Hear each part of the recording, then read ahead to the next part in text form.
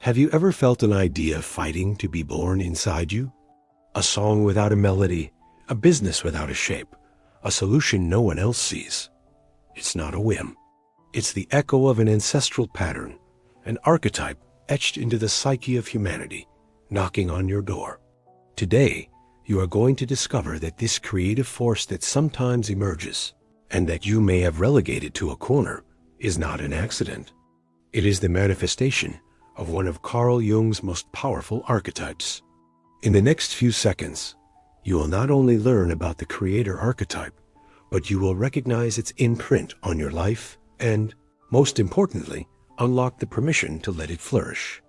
Carl Gustav Jung, the genius who dared to map the hidden territories of the mind, left us a revolutionary idea. Beyond our personal experience, there exists a collective unconscious, a kind of shared memory of humanity, where universal patterns of behavior reside, primordial images he called archetypes. We don't learn them. They are already there, like inherited psychic software, silently influencing our desires, fears, and dreams. The hero who seeks the feat, the sage who yearns for truth, the caregiver who needs to protect, are forces that shape our personality and all the stories we have told since the beginning of time. And among these psychic giants lives the Creator. Its motto is clear and powerful. If you can imagine it, it can be done. Its core desire is not fame or wealth, but something deeper and more enduring, to create things of lasting value and meaning.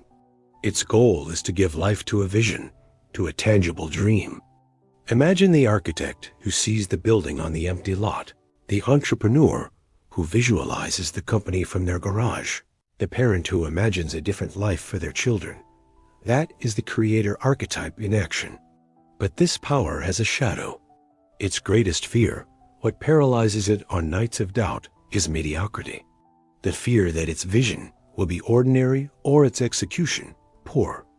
This internal struggle often manifests in its Achilles heel, a fierce perfectionism that can lead it to hoard ideas forever, fearing that reality will not live up to the dream.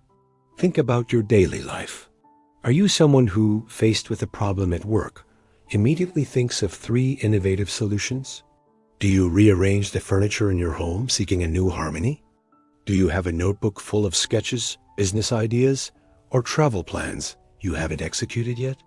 It's not mere restlessness. It's the energy of the creator pulsating. In popular culture, we see it embodied in iconic characters. Edna Mode, the genius designer from The Incredibles, who revolutionizes superhero fashion. Or Q, the brilliant inventor from the James Bond saga, whose ingenuity creates the tools that save the day.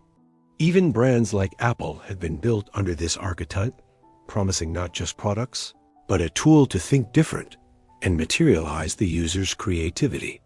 But here comes the controversial point, the reflection that can ignite a debate. Jung, according to experts, would probably be horrified to see how we have turned his dynamic archetypes into simple fixed labels, into internet tests that pigeonhole us for life. The creator archetype is an energy, a potential, not a prison of identity. And our system, our traditional education, has been the great oppressor of this force. Since childhood, we are taught to color inside the lines, to memorize single answers, to follow the traced path. Conformity is rewarded and error, which is the natural field of experimentation for the creator, is punished.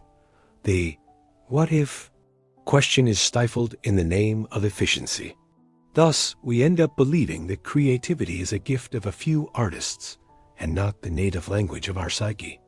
This is the great deception that strips us of our innate power.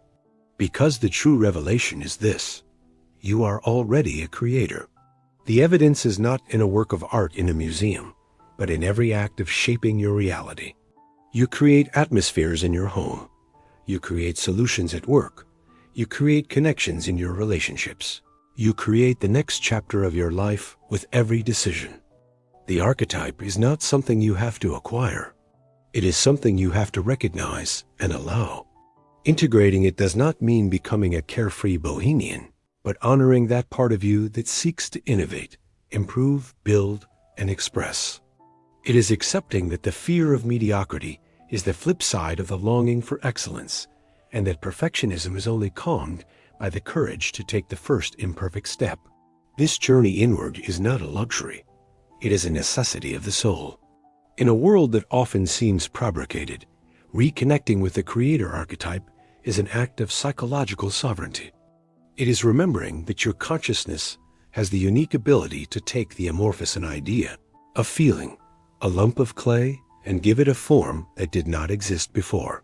It is the essence of individuation, the process of becoming who you are destined to be.